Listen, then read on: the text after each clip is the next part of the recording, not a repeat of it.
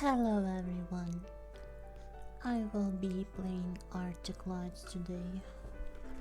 I've already beaten that level almost a year ago, but I still need to play it to improve.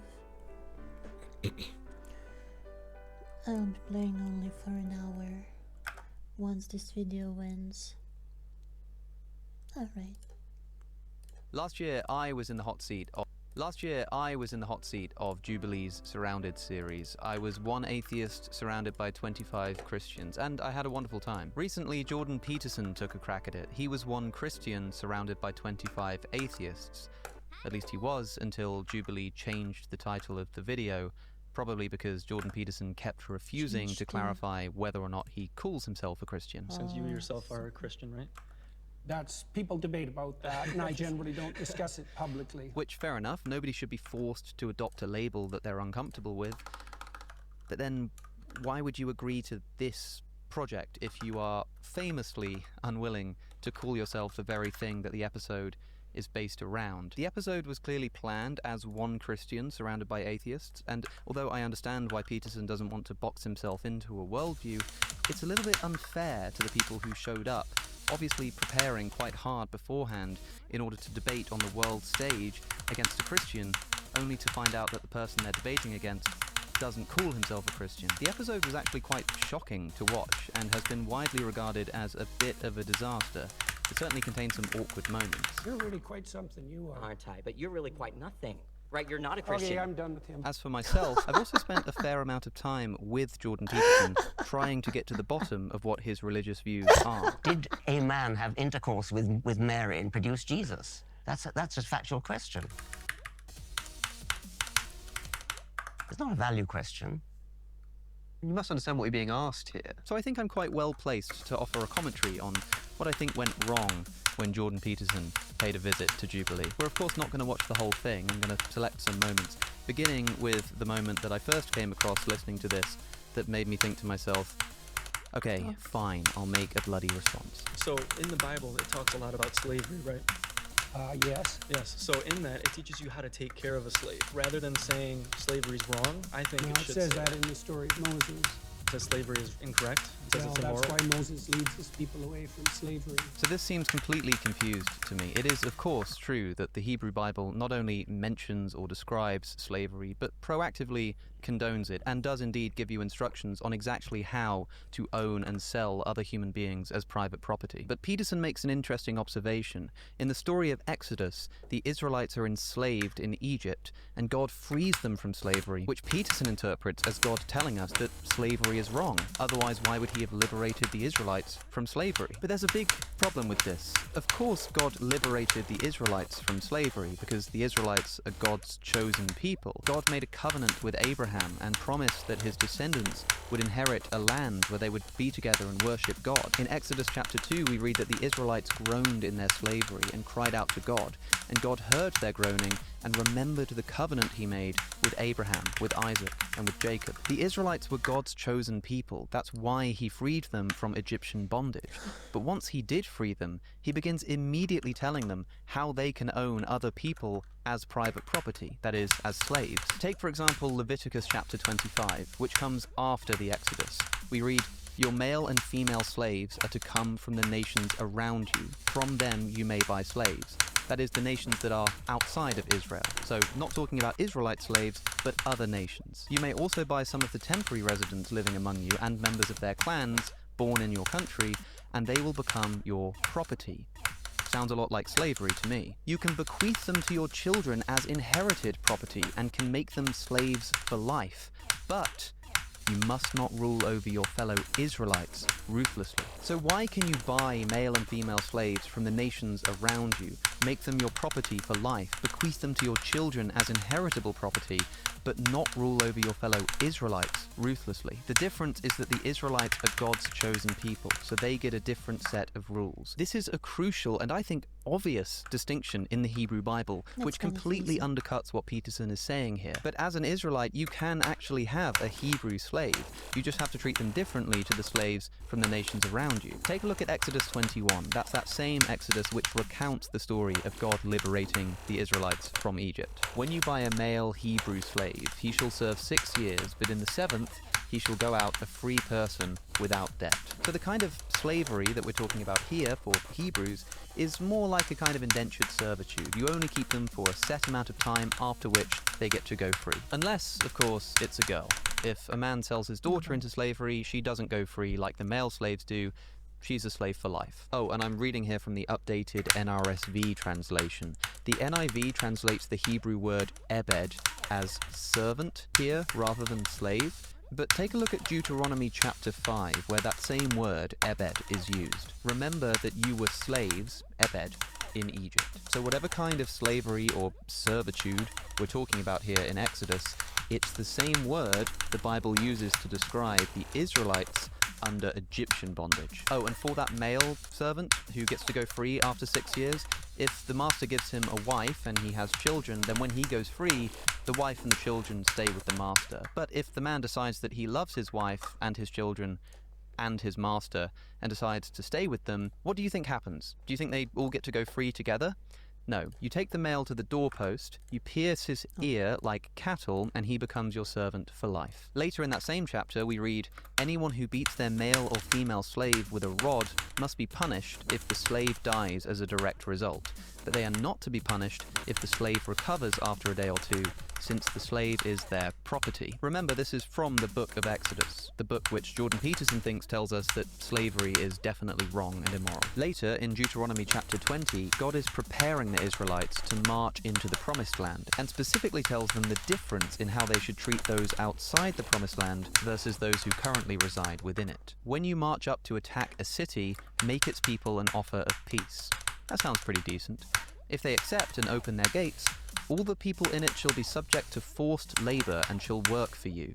Some peace. If they refuse to make peace and they engage you in battle, lay siege to that city.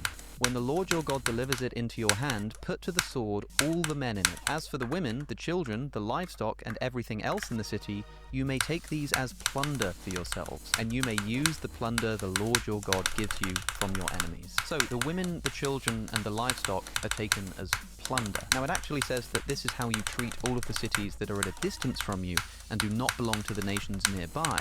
But what about those nations that inhabit the land that God has promised to the Israelites? However, in the cities of the nations the Lord your God is giving you as an inheritance, do not leave alive anything that breathes. Completely destroy them. And then it lists a bunch of nations which are to be completely destroyed. So these nations get to escape becoming slaves of the Israelites by being killed. I could go on and on about this, but suffice to say, the idea that the Bible tells us slavery is wrong because it narrates God freeing his chosen people from foreign bondage before going on to give precise instructions about how to own other human beings as private property, particularly those who are foreign and therefore not part of God's chosen people, is at best a gross misreading of the text. It says slavery is incorrect. It says Well, it's that's immoral. why Moses leads his people away from slavery. But why does the Bible predicate and tell people exactly how to take care of a slave? Isn't Well, that immoral? Wouldn't you say that culturally we've evolved as a species, as he said earlier about empathy? Yeah, I would say that the reason we evolved, so to speak, away from slavery was because the West was founded on Judeo-Christian morality and the presumption that every person is made in the image of God. And so slavery itself became immoral, and that was established by Protestant Christians in the UK, who then convinced the UK government for 200 years to go to war on slavery. And wouldn't you say that this is about the cultural evolution of humans in general, rather than just Christianity? No, I think it's the flowering of the ideas that were embedded in the biblical texts across long spans of time. Okay, so this is an interesting debate, especially the long spans of time bit.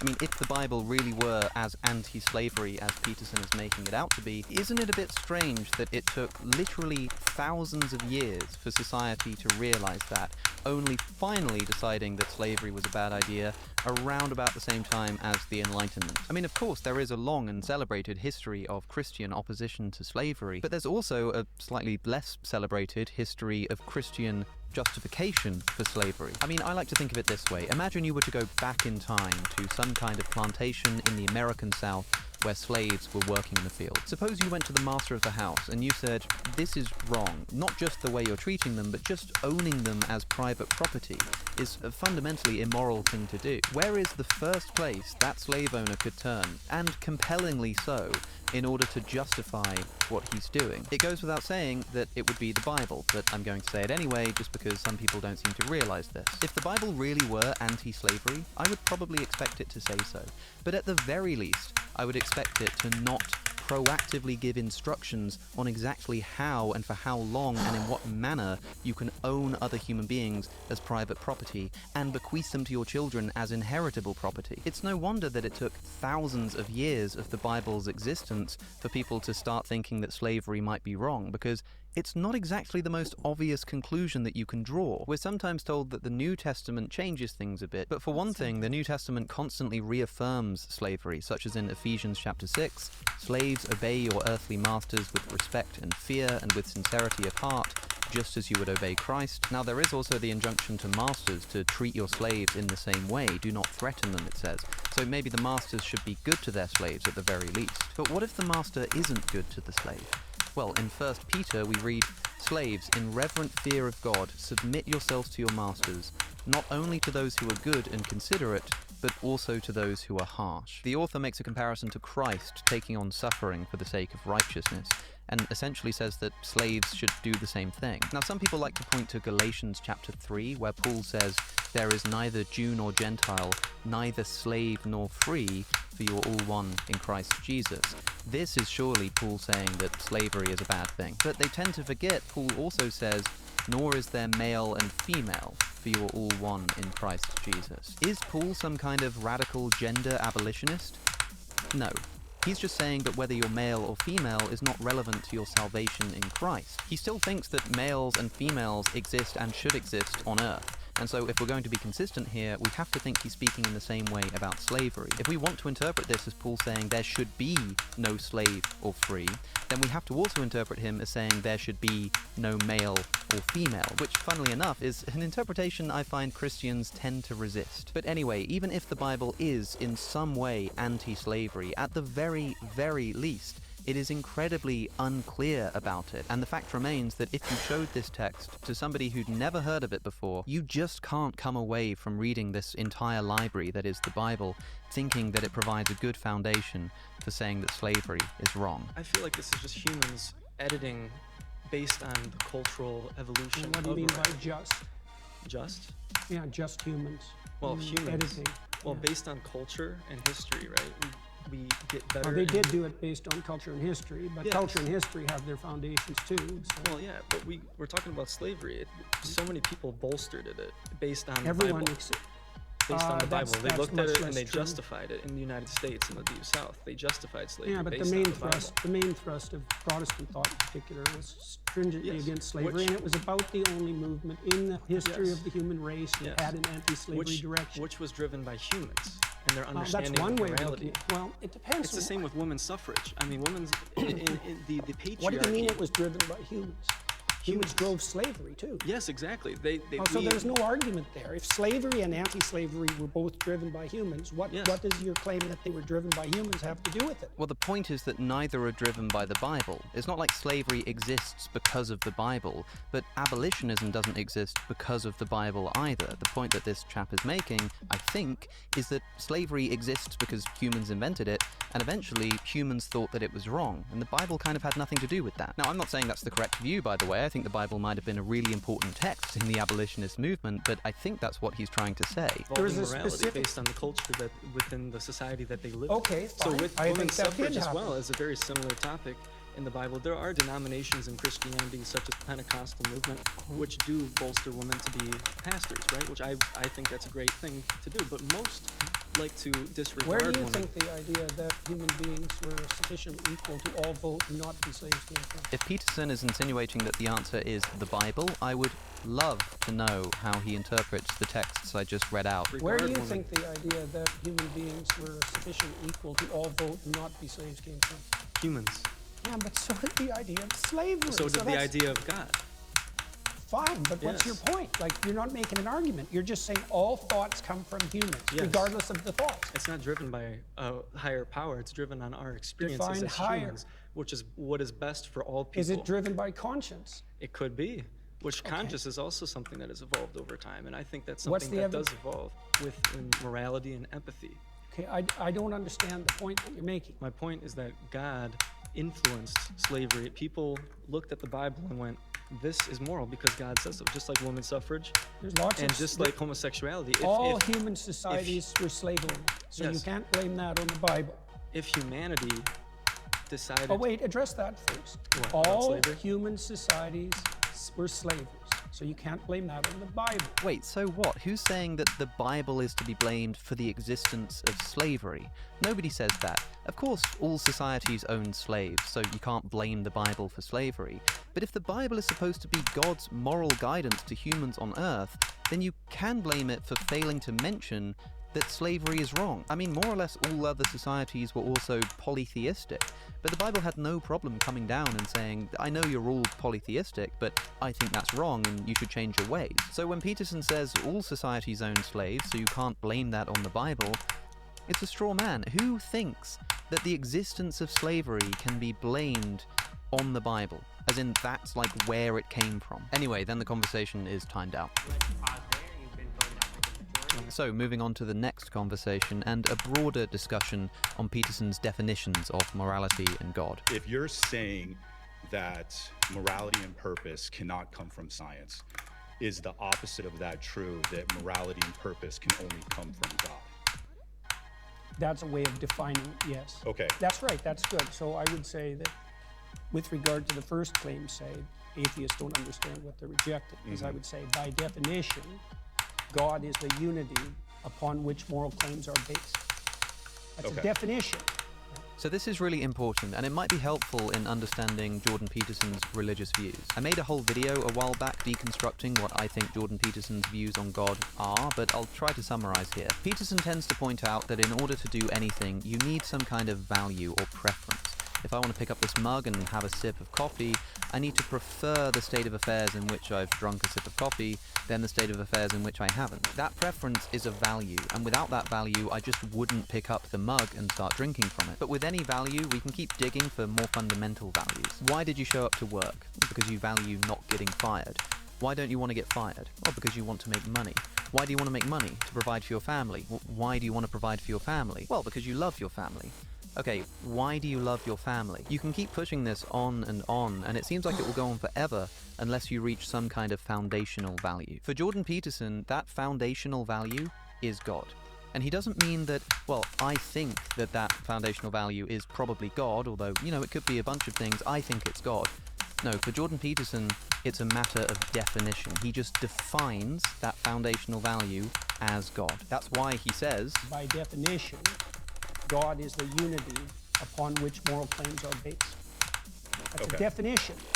So this can lead to some confusion, because the atheist might ask, well, do you need God for morality? And Peterson says, you know, God is kind of the definition of the basis of morality, so I don't even really understand your question. Unfortunately, I don't think he's always very good at explaining this, which, as I said, can lead to some confusion. And I think a lot of the talking past each other is coming from the fact that they're just talking about two different things when they use the word God. For a lot of Christians, and seemingly for most of the atheists here, God is the traditional tri-omni being.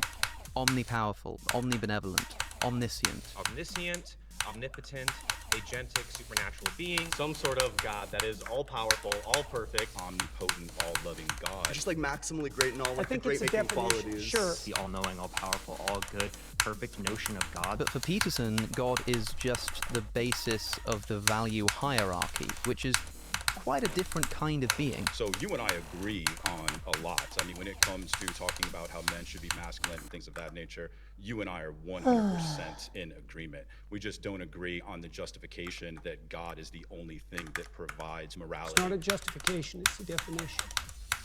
What's the difference then? Notice again, Peterson says, look, God is not the justification for morality. He's not making the typical Christian claim that morality is this thing that exists that can only be justified if God exists. He's making just a simple definitional claim, and I have to say, a quite strange one. And look, people are free to define their terms however they like, but this does make the claim that morality has to come from God a trivially true one. It kind of has no content because you've just defined morality with reference to God. Of course morality has to come from God then. Is there a And hierarchical that is what the structure? quantum. Is there a hierarchical structure? Are some things more important than others? So you can see here, Peterson is trying to draw out this value hierarchy that we were talking about a moment ago. And just before they get cut off... Are some things, I think some things lead to more benefits than others. Then, by your own definition, some things are more important than others. Yes. Okay. What is... Pause there. What is...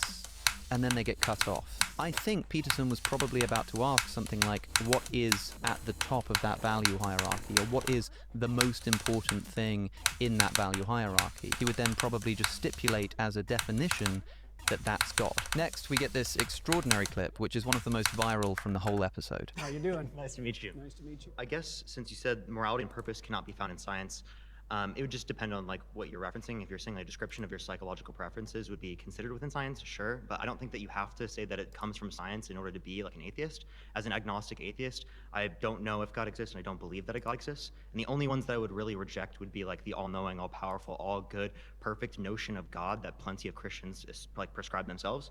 So I guess How is that relevant to this claim? you're basing a position of morality and purpose in some like notion of God that isn't the same type of notion of God that typical Christians would prescribe. Your notion of God is What typical Christians? Yeah, typically when I talk to Christians, they say that they believe in How all-knowing. about Cardinal Newman, who defined God as conscience? He's a major influence on all of Catholic social theory. How about that, Christian? So Peterson is trying to point out that not everybody defines God in this analytically philosophical manner of all-powerful and all-loving and all-knowing. Instead, it could be something like conscience, or it could be something mysterious that we can't comprehend. But it is perfectly legitimate to ask, okay then, Dr. Peterson, what do you mean? Are you talking about this kind of God? But Peterson really wants to know, what do we mean by believe? Sure, so do you believe in the all-knowing, all-powerful, all-good notion of God? What do you mean by believe? Do you think it to be true? That's the circular definition. What do you mean How when is you that say you circular? believe? How is that circular? Because you added no content to the answer by substituting the word true and believe. Okay, pause. I really don't think this is a circular definition, except I suppose insofar as all definitions are kind of circular to some degree. I mean, yeah, every single word in the dictionary ultimately has to be defined with reference to some other word in the dictionary. So there's some ultimate circularity to definitions. Ultimately, a definition is just putting the same thing in different words. And in defining belief, this guy, Parker, I think his name is, has added the concept of thinking. You have to think it as well as truth. You think it to be true. I think that does add new information to this word belief. Even if that definition is incomplete or is a definition that Jordan Peterson disagrees with, to say that it's circular, I think, is pretty strange. I said you think it to be true. All right. What? So if What's you a belief? believe Just something, hold you it. stake your life on it. What do you mean by that? You live for it and you die for it. That's what I mean by that. Okay, so this sounds a bit dramatic, and without Yeah. context, also extremely strange. And you can see from the facial expression of one of the people reacting that, yeah, this is an odd thing to say. But you know what? And this might surprise you, I kind of actually agree with Jordan Peterson here, and I think I understand the point he's trying to make. I'm not sure, but I'll try to clarify it. Peterson always likes to point out that people often say they believe things, but when it comes to looking at their actions, they don't act in accordance with the things they say that they believe, which means they probably don't really believe those things. For example, if I said to you that I believe totally that it's not going to rain today, but then you saw me pick up an umbrella on my way out of the door, what would you think? You'd probably think that I was either just lying to you, or that maybe I thought I kind of believed it, but in my heart of hearts, I don't really. So what you really believe is not just what you say you believe, or even maybe what you think you believe, but what you act out. What do your actual behaviors point to? It isn't something that you say. It isn't something that's associated with logical consistency. It's not declarative. It's not propositional. It's not a figment of your imagination. It's the presupposition of your attention and your action. But why does Peterson say that you stake your life on it? If you believe something, you stake your life on it. What do you mean by that?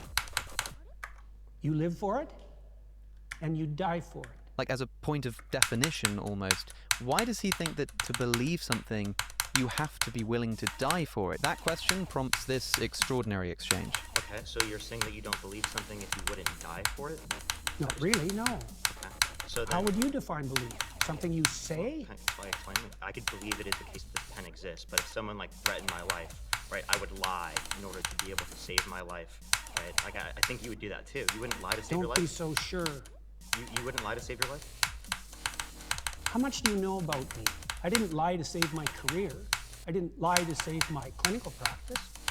Would you lie to like save your children, your mom, your dad? I don't think lying would save them. Okay, pause. So the idea is that in order to believe something, like the idea that this chair exists, you have to be willing to die for it. And this guy says, well, yeah, I believe that this chair exists, but if my life depended on it, I would happily just lie about it and say that I don't believe that. But I think one thing people are missing from this exchange is that in order to lie about something, you have to believe it. If somebody threatened my friend with a gun and said, Alex, you have to say that this chair does not exist or I'll shoot your friend, then yeah, I'll probably lie. I'll say, yeah, okay, the chair doesn't exist. But that doesn't mean I don't believe the chair exists. I still believe it exists. I would just be willing to lie about it. So if my life depended on me saying that the chair didn't exist, I would happily say it. But suppose my life depended on me believing that the chair didn't exist. Could I do it? For example, suppose I'm in some kind of aeroplane and I want to sit down on a chair. If that chair exists, then I'll sit down on the chair. But if the chair doesn't actually exist, I'll fall through the ground and I'll end up dying. In that circumstance, regardless of what I say, regardless of whether I'm willing to lie about it, whether or not I actually sit on the chair will have to depend on my actual belief.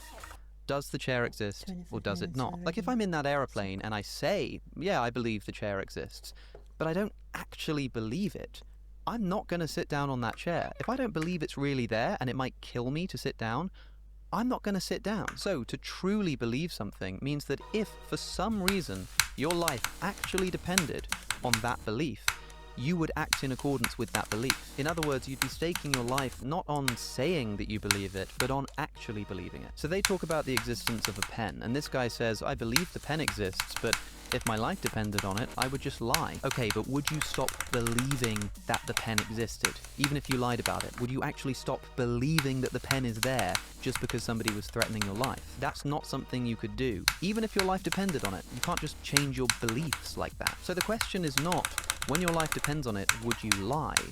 The question is, when your life depends on it, which belief do you actually act out? And whichever one you act out in that circumstance is probably the one you really believe. I think that's kind of what Peterson is getting at here. But to be clear, I don't know. I could be way off the mark here in terms of what Peterson actually meant to say. I suppose I'm just trying to steel man Peterson here by putting this statement into what I think is probably its most plausible form. And I've actually thought about this exact thing before. In fact, we kind of had the same discussion when I spoke to him on his podcast. When people are looking for essentially definitions, and just a second ago you said, well, what is it to believe? And you said, well, what you believe is what you're willing to die for. I'm not willing to die for my belief that this chair exists. Maybe in a broad sense. If not believing that the chair existed required me to sort of give up my trust in my sense data, then I might literally die by accident by sort of walking off a cliff because I don't trust my eyes anymore. So So I actually had the exact same initial response as this guy in the Jubilee video. I said, well, I believe that this chair exists, but I'm not willing to die for that belief. And then I immediately realized, wait, hold on, yeah, I kind of am actually. Like, I'm not willing to always tell the truth about that belief, even if it means my life is at risk. But when it comes to how I actually act, if my life depended on the existence or non-existence of this chair, I just do believe that it exists, and so I would act as if it does exist. So in that sense, what I truly believe is something which, at least in some circumstances, I would be willing to die for. Even if you lie all the time when anybody asks you about your beliefs, to lie about that belief still requires that you actually believe it. But then the conversation shifts onto the concept of lying and the question of whether you would lie to save your life. I would lie in order to be able to save my life, right? Like, I think you would do that too. You wouldn't lie to save your life? Don't be so sure. You wouldn't lie to save your life? How much do you know about me? I didn't lie to save my career. I didn't lie to save my clinical practice. Would you lie to, like, save your children, your mom, your dad? I don't think lying would save them.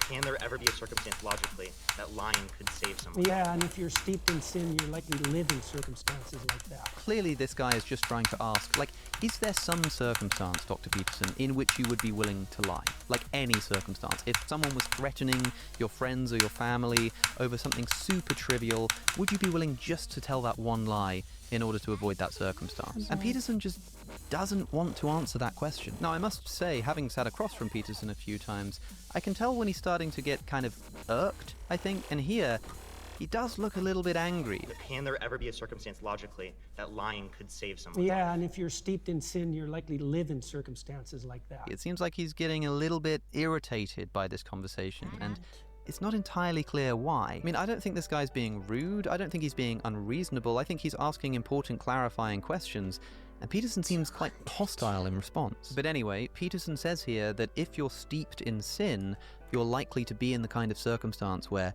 you need to lie in order to save your family. But I thought the point of Christianity was that it offered redemption from sin. Like, yeah, suppose your entire life had been lived steeped in sin, but then you discover Jesus, then you discover the possibility for redemption, so you become a Christian, you ask for forgiveness, you repent of your sins. This guy's just saying, look, Dr. Peterson, if you were in a situation where you had to lie to save your family, what would you do? And Dr. Peterson says, well, I think you'd already have to be pretty steeped in sin to be in that circumstance.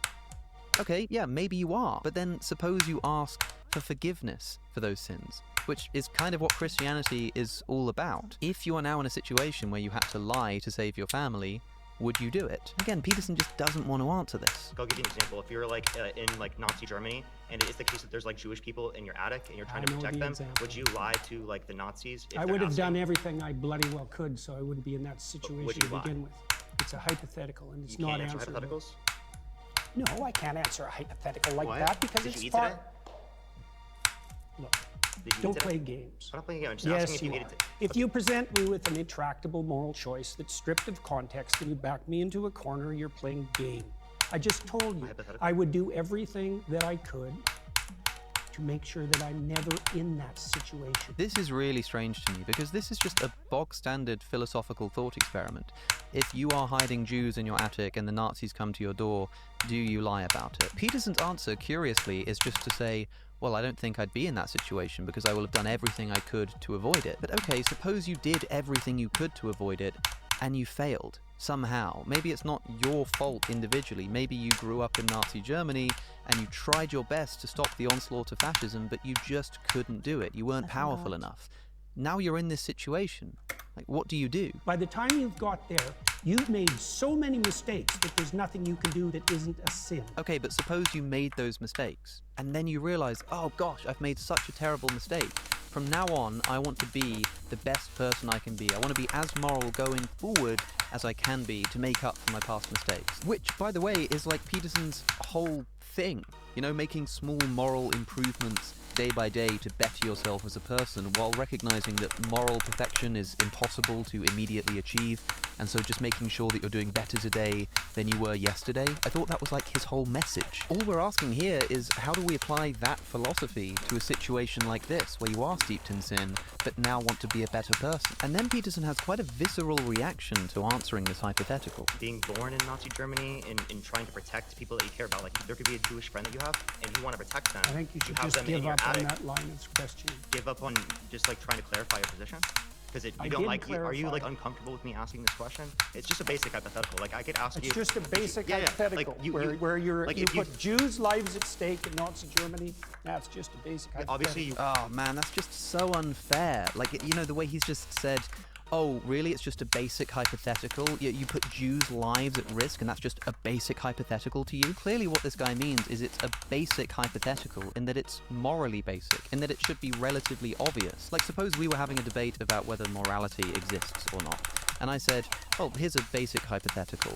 Suppose someone were torturing innocent babies for fun. Would that be wrong?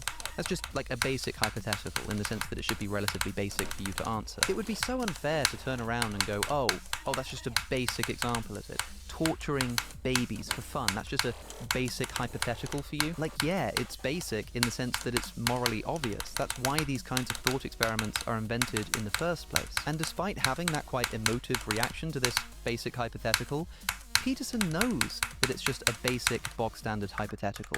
Because listen to what he says earlier when the guy originally brings it up. I'll give you an example. If you're like in like Nazi Germany, and it's the case that there's like Jewish people in your attic, and you're trying to protect them, would you? Yeah, I know the example. That's quite a dismissive way to talk about this issue. I mean, we're talking about Jewish lives being at stake in Nazi Germany, and you're just like, oh yeah, I know that example. Yeah, because the sense in which you dismiss this by saying, oh, yeah, I've heard of this argument, is not you dismissing the moral seriousness of the situation, but you dismissing the utility of this thought experiment. In the same way, this guy saying that it's just a basic hypothetical is not him saying that there's no moral seriousness in the situation, but rather that the morality of the situation is quite basic and straightforward. Obviously, you would lie in that scenario to save their life, but you're like not trying to answer this question for some reason. I just told you why. Are you anti-fascist? Let's see, you're Why are anti-fascist. you asking that? I was just asking, just clarifying. But like, okay, again, you're not answering this hypothetical because you know it shows that you clearly would lie to save I'm someone's life. answering it in a Obviously, that's manner not you what truth don't is. find acceptable. Obviously, because I care about truth. I wouldn't be in that scenario. So it does seem like there's some kind of cut there, but Peterson just keeps saying, well, I just wouldn't be in that situation. But firstly, I don't think you can know that. Secondly, Christianity is all about people who find themselves in these kinds of situations where they're responsible for things they regret and now want to act morally. And thirdly, what if it's like somebody else? Then the moral question just becomes, what should they do? And you can't answer that by saying, well, they just wouldn't find themselves in that situation, because some people did. Anyway, that basically concludes this debate about the ethics of lying, although it's not so much a debate when Dr. Peterson is unwilling to offer his opinion on the matter. Like, he doesn't even say it would be wrong to lie, or I think it would be okay to lie. No. He just says, I wouldn't be in that situation and I refuse to engage with the hypothetical. But even so, this entire discussion is also based on a faulty premise, that if you believe something but you're willing to lie about it, that somehow means that you don't believe it anymore? And even that was a tangent from the original question, which was, of course, does Jordan Peterson believe in the all-powerful, all-loving conception of God, which we still haven't even come close to so much as approximating an answer to? Now, the next person Peterson talks to is later chosen by him as his favourite conversation to be revisited later, and I can see why. She's obviously put some effort into understanding his religious views and asks, I think, some really interesting philosophical questions. My next claim is that everybody worships something, including atheists, even though they might not know it. That's kind of real. Yeah, that's real. Hi. Good work. Thank you. Hi there. I'm Zena. So I want to start off with like defining terms. Yeah. How do you define worship? Prioritize. Prioritize. So almost like having a preference over something rather than the It's other. a hierarchy of preferences. Yeah. And you use it to direct your attention. Right. So whatever you're attending Just to, you're seems smart. worshiping. Right. So I've kind of become a little bit familiar with your idea of like this value-laden hierarchy. Yeah. Right. And you kind of posit that at the bottom of this hierarchy, or you could call it top or bottom, Yeah, I right. suppose. At the bottom of this hierarchy, this foundational priority in your life is going to be considered God. That's Is that right. correct? Yes. Right. I'm trying to imagine a situation in which could there be that someone has a priority at their foundation that is different from someone else's? Oh, definitely. Right. So we can have different conceptions of God. That's why we fight. Right. So essentially, there's not one God, but there are multiple gods, and these gods exist in some realm of truth. Okay, so right off the bat, a brilliant question. Remember, for Peterson, God is just defined as whatever is at the base of the value hierarchy, the fundamental value. This woman, Zena, has asked, can't people have different fundamental values? Peterson says, yes, of course. But if God is just defined as that fundamental value, that means that there are lots of different gods. Remember, for Peterson, God That means God is with me right now. is not just the justification for that basic value or something. God is the No, basic no, value. Insofar as God exists, he is just that fundamental value. So if there are different fundamental values, it seems like there really exist different gods, at least in the sense of exist that Jordan Peterson would apply to God. But presumably Jordan Peterson is not a polytheist. He believes in one God if he believes in a God at all. And so how can he account for the fact that there are various fundamental values and yet presumably only one actual God? So essentially, there's not one God, but there are multiple gods, and these gods exist in some realm of truth. Like it's true that this person has one God and it exists. Yeah, probably better to think about it as multiple values, but that there's a hierarchy of values with something at the bottom. Well, hold on, it's not better to just think of that as a value, because that fundamental value is God? I thought we made that a matter of definition. Right, but the Or bottom is God. God, and there That's are a definition, yeah. Yeah, so at the bottom is God, and there can be multiple people with different conceptions of God, and they're each valid in being called God. So there are multiple gods that exist. Yeah, if God just is that foundation, then we've now got multiple gods, and we need to know how to account for that. Okay, this is where it's about to get really interesting. It depends on what you mean by valid. So far, so good, but it depends on what you mean by valid, because I would say that some foundational conceptions don't play out when they're implemented. So if you put the wrong thing at the foundation, you end up in hell. Okay, so there are right and wrong fundamental values. How do we determine what is a right fundamental value and what is a wrong fundamental value? So you're saying... So they're not all equal. Like, all foundational principles are not equal, even though they might be equally foundational. Right? So what makes one kind of foundational tenet like better than another? That's an excellent question. I agree. In fact, I think that's the most important question anyone has asked so far. Iterability. Imagine that you play a game with someone and you're a kid. It's fun. Then you play again and again and again. So And then repetition. it's playability across multiple iterations. So then you have a friend. And a friend is better than having a game. Right? So that's one. Okay, so iterability is one thing that we can use to judge whether a fundamental value is a good fundamental value or a bad fundamental. What did it say? Better than having a game.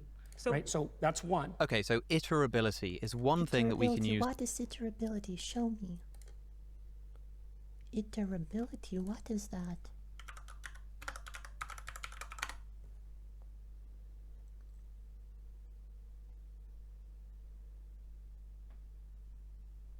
What?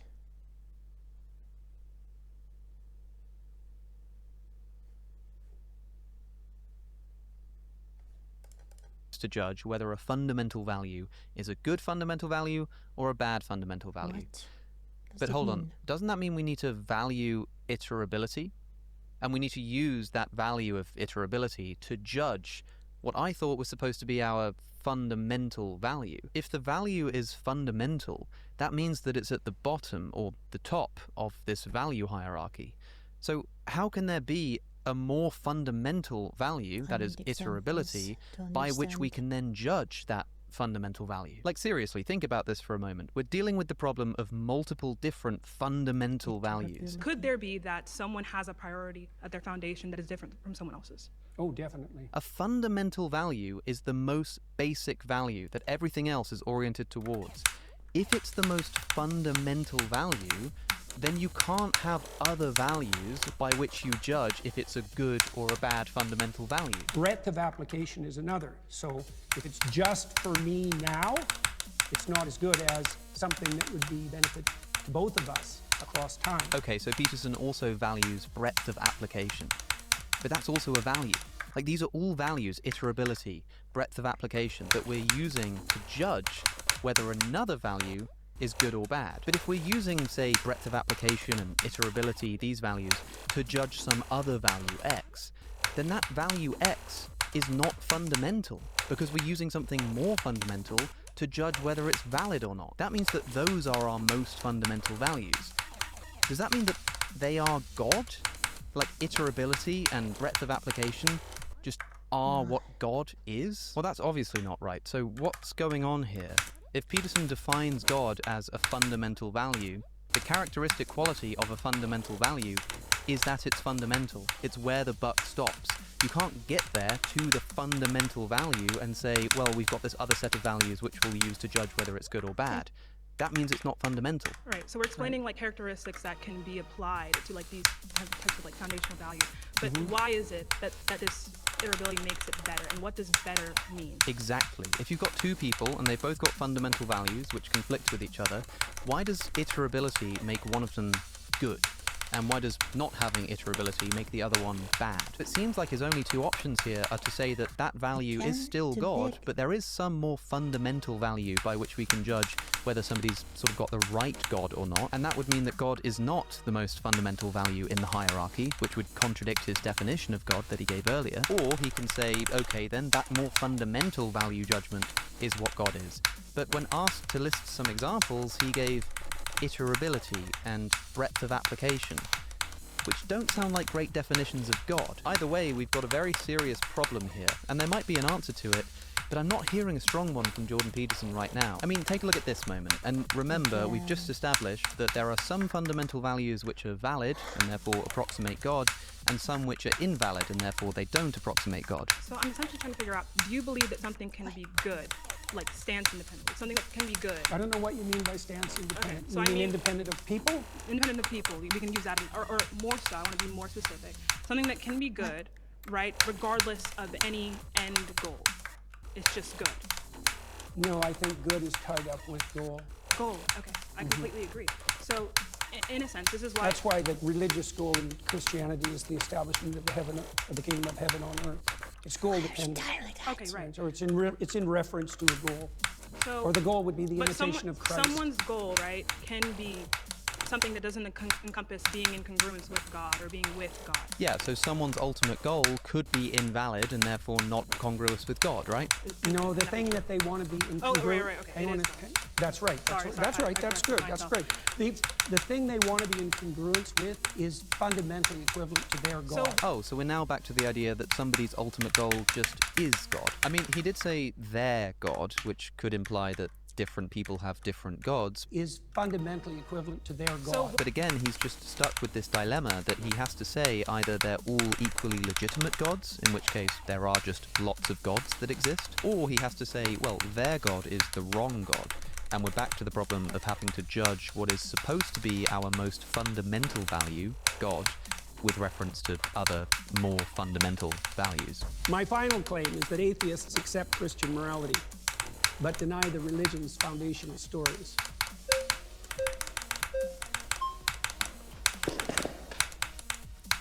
Hi there. It's very nice to meet you. What's your name? I'm Ian. Hi, Ian. Yes. So God says that you can own people as property. He says that you can beat them with a rod too. He commands genocide in Deuteronomy, in Numbers, and in Samuel. I mean, they have a goddamn baby barbecue in Numbers. Like, is all of this in line with Christian ethics? Okay, we're back to slavery, and this time with genocide as well. My favorite subject in the context of the Hebrew Bible is what I mean by that. Is all of this in line with Christian ethics? No. So then God doesn't fit within Christian ethics. This is, I think, a simple but valid point, and despite all of the debates I've had about this, I haven't had a satisfactory answer. God commands the slaughter of innocent children. Children we know are innocent, non-combatants, non-combatant women as well, not to mention animals for some reason too. And the question is, why would God command such acts of seeming genocide? This was actually one of my prompts when I was doing the surrounded thing for Jubilee. I said that God commands genocide in the Old Testament. And Christian responses to this vary because, you know, the text is there, it's quite clear. But some Christians say it's an exaggeration. They say that God didn't really want the Israelites to wipe everyone out. He was just using exaggerated war rhetoric. Others might just be more liberal about scripture. They say these things just didn't happen or were misreported. But some just say, yeah, God commanded the slaughter of children and he had every right to because, you know, he's God, so why not? That's the line that, for instance, William Lane Craig took when I interviewed him about this problem. And look, if you want to see somebody just own an unfathomably unintuitive moral conclusion, grab some popcorn and stick that episode on. It was actually a tremendous blessing to these children for them to be killed and go to heaven and be with God. You must understand how that sounds. But let's see what response Dr. Peterson chooses. Well, the biblical library is a continuing story, and everything written in it has to be contextualized by the entire text. There's 65,000 hyperlinks in the biblical text. You can take pieces of it out of context and criticize them, and that's what you're doing. But that's a mistake, I think. It's an analytic mistake because you're putting the cart before the horse. Okay, so I do agree that it's really important to contextualize, particularly biblical stories. But before we do that, I always like to ask somebody, okay, what is the kind of context you think could exist that would justify God commanding the slaughter of innocent children and non-combatant women and non-combatant men, like the disabled, as well as the animals that also live in that area? Like, what kind of context do you think could justify that? We're told that these Canaanite tribes are deeply immoral and have been in their sin for hundreds of years, but we also know that the children are slaughtered. Unless you just want to say that, well, the children deserved it too. Which maybe you think. A lot of Christians think that people are just born in sin. But why do the Canaanites deserve that more than any other tribe? Like when you're talking about that individual child, they've committed no more or less sin than an Israelite child of the same age, if we're talking about like infants. And yet when the Israelites are sinful, God sends them a messenger with literal stone tablets guiding them to the truth and giving them a promised land. When the Canaanites sin, they don't get that same moral guidance. They get the Israelites coming in and slaughtering the men, women, children, and animals. It just doesn't seem that fair intuitively. So again, I understand that we need to contextualize these stories, but what kind of context do you think provides a moral justification for commanding the slaughter of non-combatant children? I really don't think so. I think that if we say that something is Christian ethics, then I think that all of the books, essentially Christianity would fit with it, especially if it's like the main character. When we're talking about How do you deal with God, the morality of war? So, how do you think you should deal with the morality of war? The morality of war is a complicated and deep issue, ethically speaking, but I think most people are agreed that you shouldn't, command the slaughter of children. And we're not talking about children dying as accidental collateral victims of a greater war. We're not even talking about a nation intentionally killing children, but at least saying that it was an accident. We're talking about God proactively commanding the slaughter of these children, like on purpose. I don't know, Dr. Peterson, I kind of want you to tell us what kind of just war theory could incorporate such a command. Now, before we move on, I just want you to sit and think to yourself for a moment. Do you think this guy's being rude? Like the guy who's just sat down to talk to Jordan Peterson. I mean, they're trying to get their point across and they're trying to do it quickly. I've been in that situation, I know how difficult that is. But do you think he's being rude? Do you think he's being purposefully obtuse or playing games? Doesn't seem that way to me, but look how this conversation unfolds. Because I feel like the morality, I feel like Christian ethics, this is kind of, I guess I just think it's kind of an absurdity to say that God doesn't fit within Christian ethics, but sure, well, we can go on my ethics, that's totally fine. I don't know what you mean by an absurdity. What game are you playing with that? So Peterson wants to know what game this guy's playing with that question, and this guy might not be formulating his thoughts as clearly as he could. It's a difficult and quite brave thing to do on a platform like this, but it doesn't seem to me like he's playing games. I don't know what you mean by an absurdity. What game are you playing with that I just think that it's an absurdity to say that the Christian God doesn't fit within Christian ethics, that the Christian God isn't Christian ethical. I said that the specific statements that you made don't take the context of the stories into account, and so that your analytical approach is faulty. Sure. Don't put words in my mouth. Sure, then let's go to the example. Okay, I can understand why it might be frustrating when it feels like somebody isn't understanding you or isn't listening to you properly, but I don't think this guy is doing anything that warrants that kind of anger from Jordan Peterson. And Peterson is upset that he's putting words in his mouth because he said, well, I think it's an absurdity to say that God doesn't fit within Christian ethics. And Peterson says, well, I never said that. Of course you never said that. The point is he's trying to argue that that's the implication of your worldview. It's a bit like if Jordan Peterson says, well, you're an atheist, but you do worship something. And I said, hey, don't put words in my mouth. I never said that. That would be a totally inappropriate response. Yeah, of course I didn't say those words, but it's still your view that that's what I'm doing. The point is not that I'm trying to express your views in your own words, but I'm trying to tell you what I think are some implications of what you're saying. I mean, yeah, if somebody is intentionally ascribing views to you that you just don't hold, that's one thing. That might be putting words in your mouth, but it just doesn't seem like that's what this guy's doing here. Don't put words in my mouth. Sure, then let's go through the example. Yeah, so, and I apologize. So let's go through the example. So in 1 Samuel 15:3, God says, go and slaughter the Amalekites, slaughter the men, the women, the children, the infants. Hey, don't forget about the animals. He also says to slaughter the cattle, the sheep, the camels, and the donkeys. What's the justification for that? Is that in line That's a with good Christian question. ethics? That's a good question. I don't really know what to do with the terrible, blood-soaked, saturated history of the human past. I don't know. And I don't think anybody knows. Yeah, but this isn't just a record of history, is it? It's not just the Bible saying, here's something that happened. This is a report of a command that God gave through one of his chosen prophets to one of his chosen kings over his chosen people, which isn't quite the same thing. What you try to do in your own life, as far as I can tell, is to conduct yourself in a manner that makes such things much more unlikely. I totally agree. We're all saddled with the problem of the catastrophes that got us here, aren't we? Yeah, but this one was commanded by God. That's the problem. Yeah, That's what differentiates it from anything else, is that this one, it's God saying, go and do this atrocity. Do you think that there's ever such a thing as a righteous war? Again, I think Peterson is evading the important question. The question is not about the ethics of war more broadly, but specifically about this command to slaughter children. and of course, animals. Like, yeah, I get the point here. There are some wars that are just and some that are unjust, and exactly how we work out which is quite murky. But I think we can all be in rough agreement here that the intentional slaughter of children is not just. And if that's the case, how can we account for God commanding this specifically in 1 Samuel chapter 15? God saying, go and do this atrocity. Do you think that there's ever such a thing as a righteous war? I'm skeptical. I'm not sure. It would probably be situational. Well, right, fair enough. Yeah, but this one certainly wasn't a just war. The context for the Amalekite slaughter is that 400 years earlier, they fought one battle, which they lost, and God says, that's it, I'm gonna wipe them off the face of the goddamn earth. And then 400 years later, he commands the Israelites to genocide their great-great-great-great-great-great-grandchildren. That's not a just war at all. And also, a genocide is not a war. Well, a genocide can be a war, but... Absolutely not. Yep. The genociding of the Amalekites, the men, the women, and the infants, that's not a war. The infants aren't combatants. Look, I already said that it's very difficult to look at the blood-soaked past and know exactly what to do about it.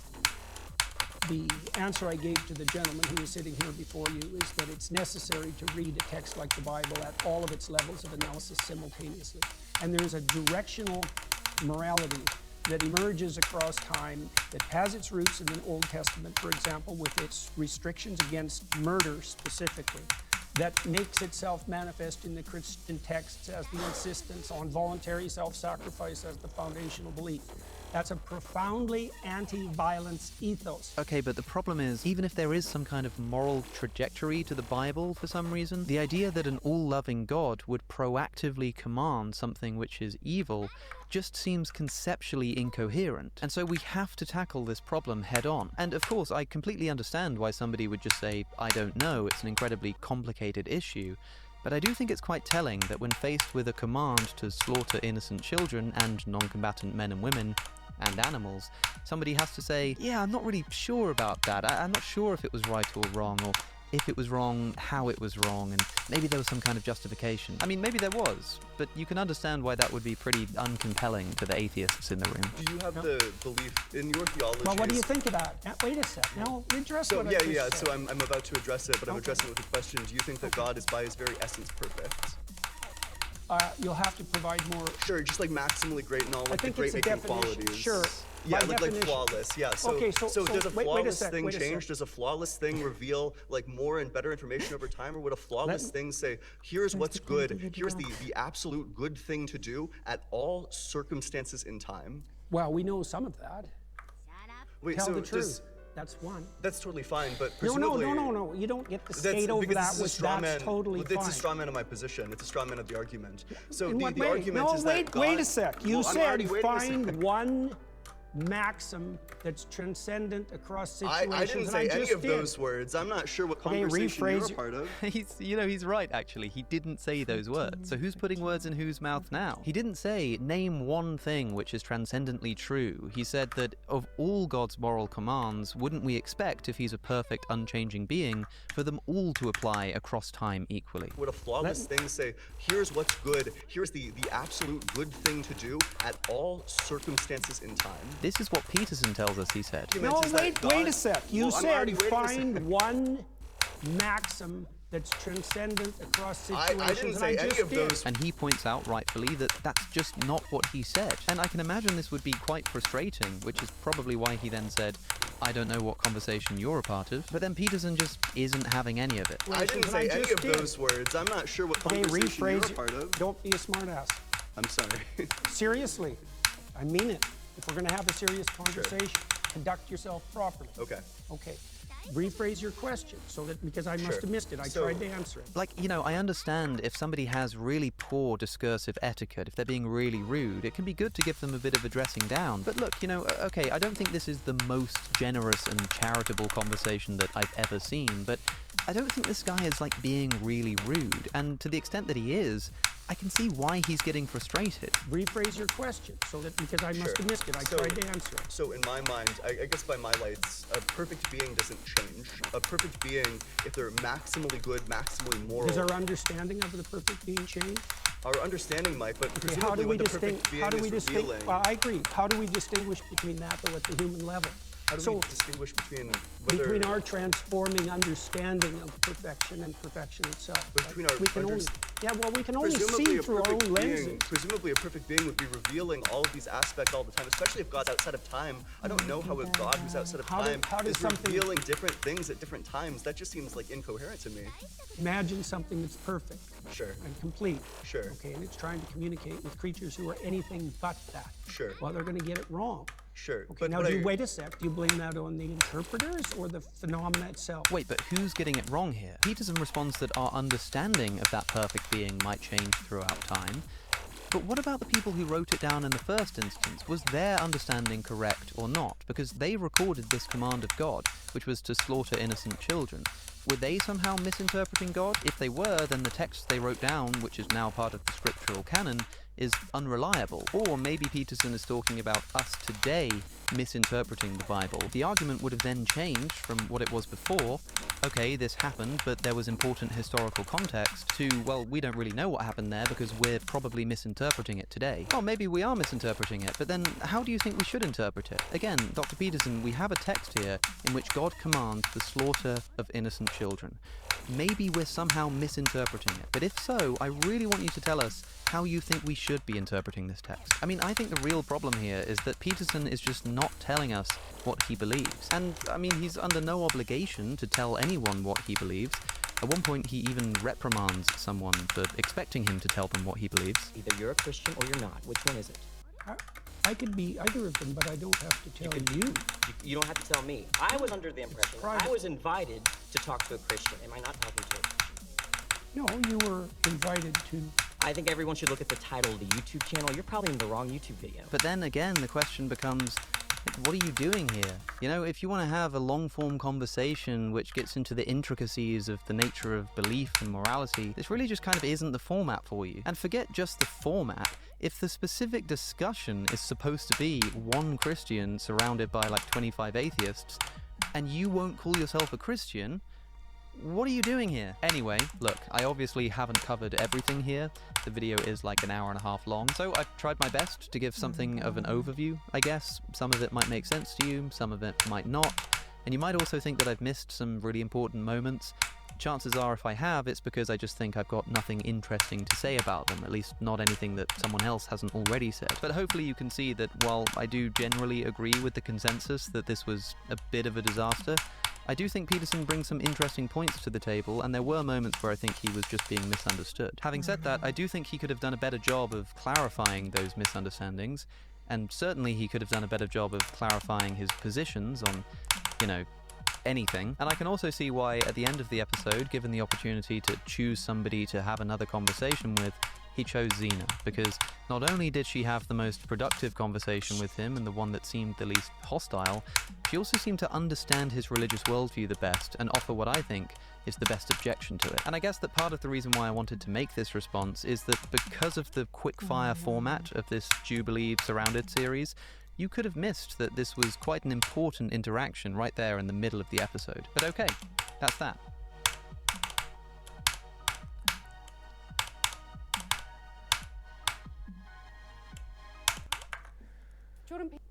Jordan Peterson. Oh, no. What? Last year... Alright. Oh. So it's now. Alright, an hour passed. Now I want to check if that will help me here.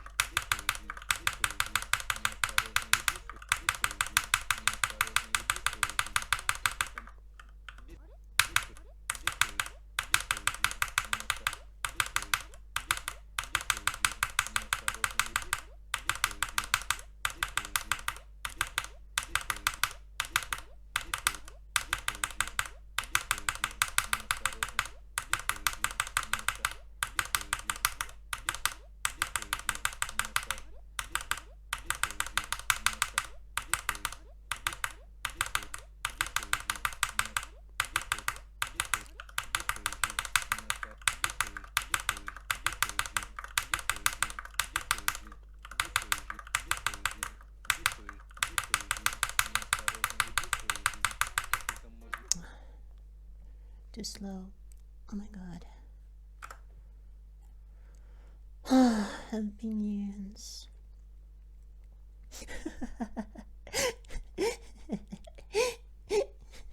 Menarik.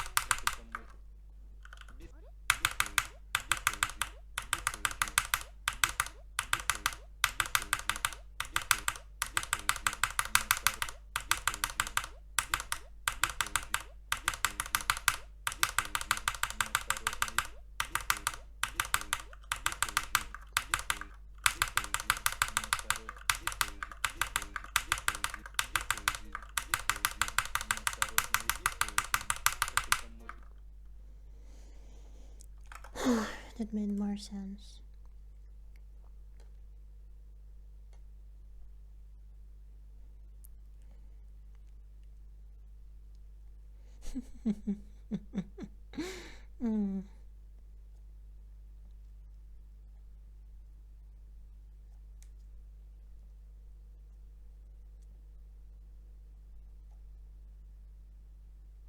That's true.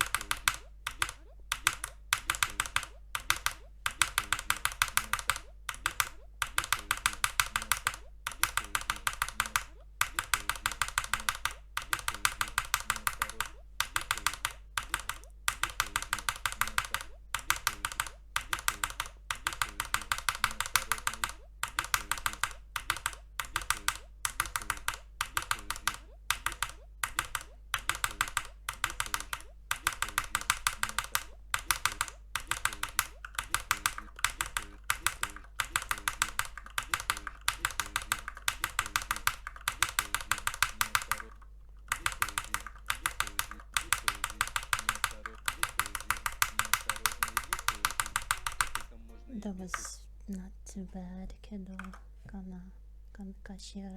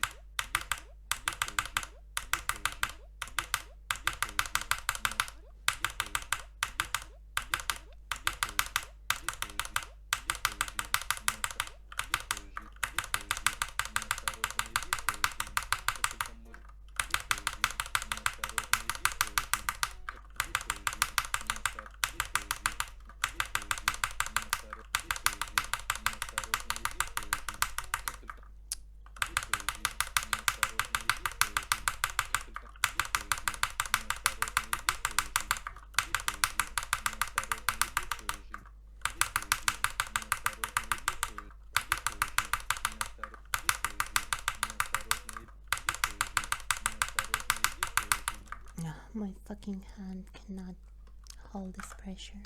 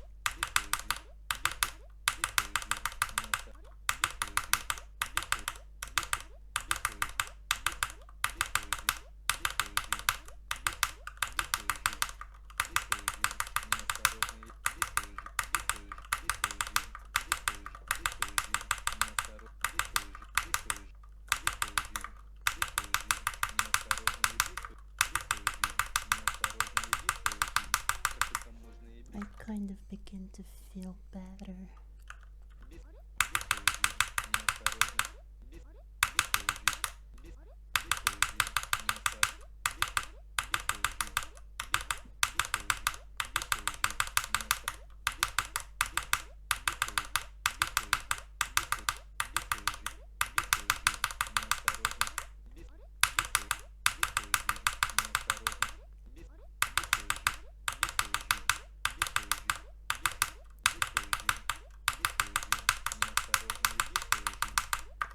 That was close. I can do it again.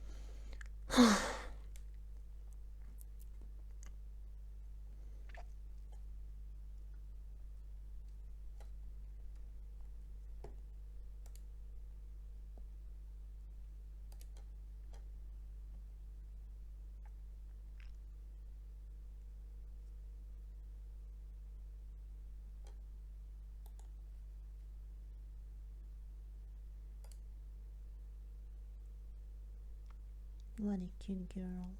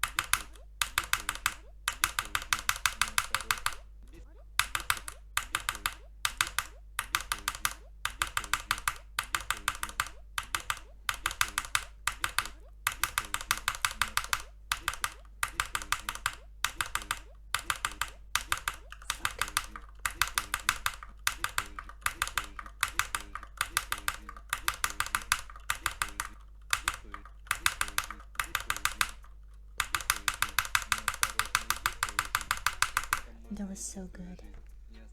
I felt it.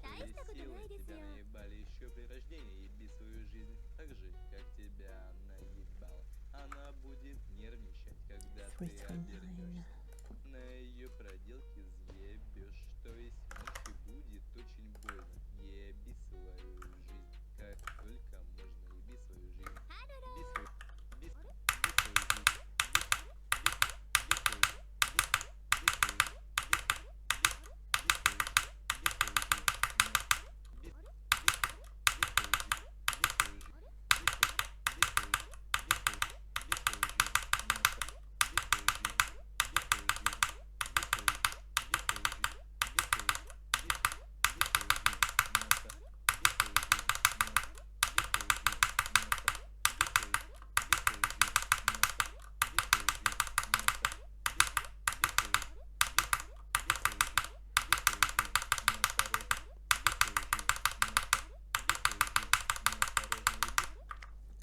feel it, I feel it.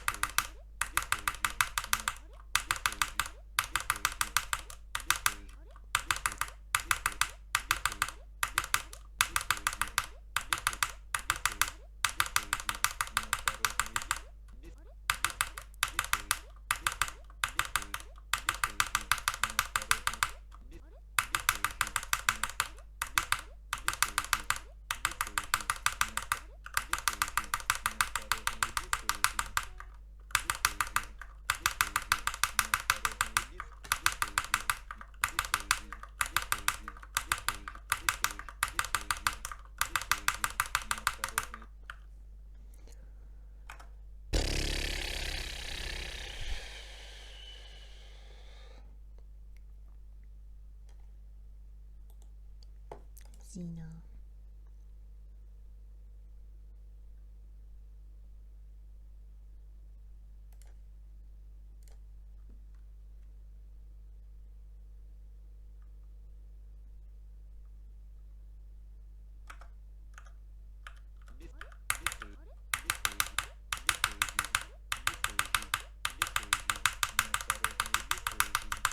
Oh my god, that was so close.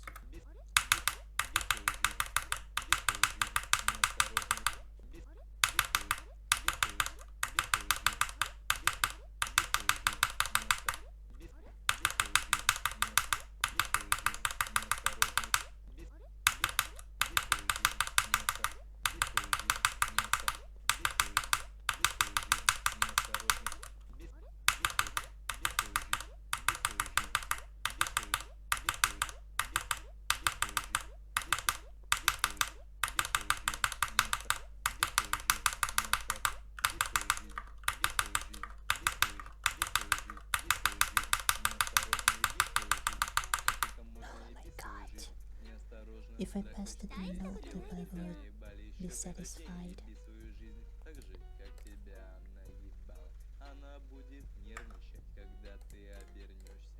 Plus 116. 116 is 445, not 455.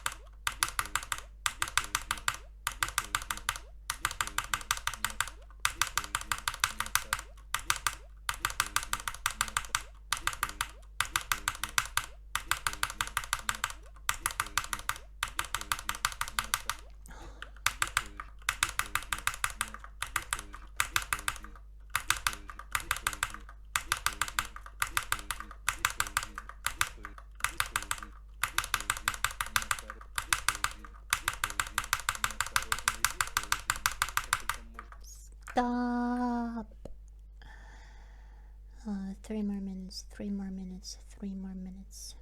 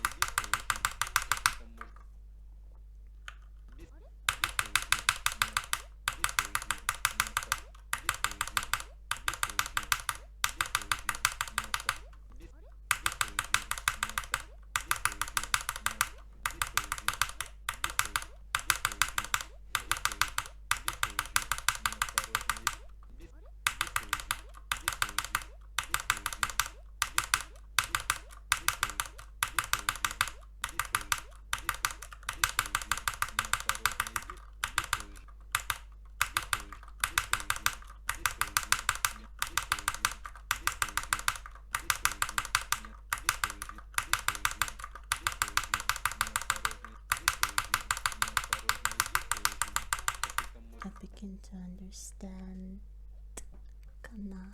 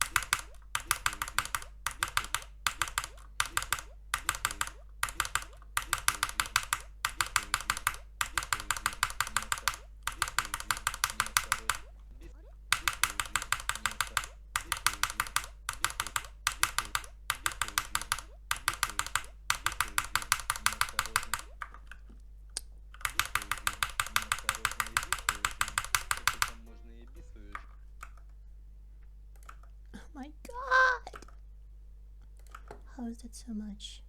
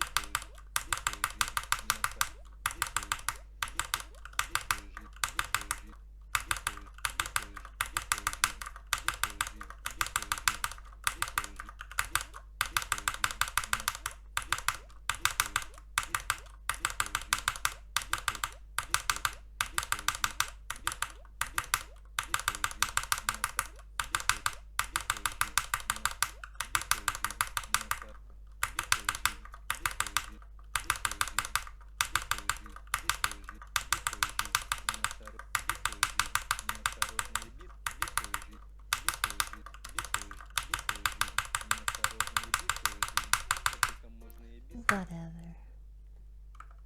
I spent fucking... I spent a fucking 1,000 attempts and achieved fucking nothing. So 98.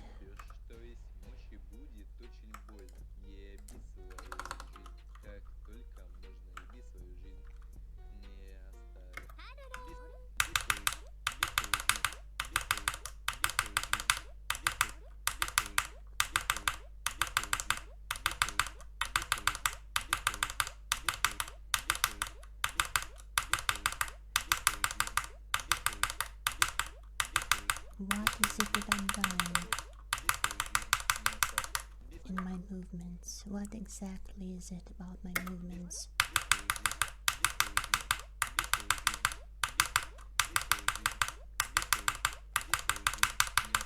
That makes me fucking click unevenly.